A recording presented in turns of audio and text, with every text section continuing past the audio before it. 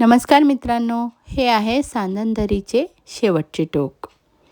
वर उंच दिसणारा कोकणकडा आणि खाली खोल अशी दरी. ही सर्वात हायेस्ट खोल दरी आहे. सांदन व्हॅलीचा ट्रेक पूर्ण झाल्याचे समाधान घेऊन परतीच्या प्रवासाला आम्ही निघालो. सांदनदरी ही महाराष्ट्रातील सर्वात प्रसिद्ध नैसर्गिक दऱ्यांपैकी एक आहे.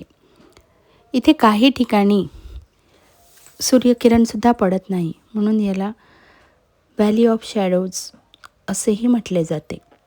ही दरी सह्याद्री पर्वतरांगांमधील साम्रत गावाजवळ बसलेली आहे. तिच्या दोन्ही बाजूंना उभे असलेले विशाल कातळ आणि अरुंद दरी हे तिचे मुख्य वैशिष्ट्य. अहिल्यानगर जिल्ह्यातील अकोले तालुका आणि साम्रत गावाजवळ असलेली ही दरी आशिया खंडातील नंबर 2ची सर्वात मोठी दरी आहे. उंची सुमारे 4000 फूट म्हणजे 1200 मीटर समुद्रसपाटीपासून. भंडारदरा परिसर. सांदनदरी ही लाखो वर्षापूर्वी ज्वालामुखीच्या उद्रेकातून निर्माण झालेल्या बेसाल्ट खडकामध्ये पाणी, वारा आणि नैसर्गिक धूप प्रक्रियेमुळे तयार झाली आहे. दरीची लांबी सुमारे 2 ते 3 किलोमीटर. दरीची खोली अंदाजे 150 ते 200 फूट आणि काही ठिकाणी दरी फक्त 3 ते 4 फूट इतकी अरुंद आहे. समोर दिसणारा हा उंच असा डोंगर आणि वर असणारा कोकणकडा हे आपलं मन अगदी मोहून टाकतात. वर्षभर इथे थंडावा असतो.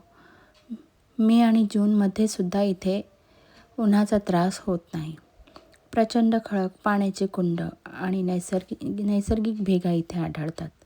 दरीमध्ये काही ठिकाणी वर्षभर पाणी असते.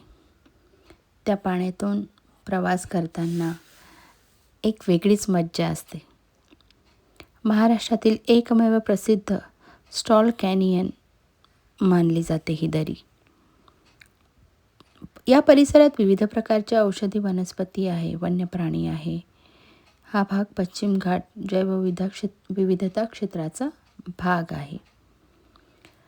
सांदनदरीच्या आसपासचा परिसर मराठा इतिहासाशी संबंधित आहे. जवळ अनेक दुर्ग आहे.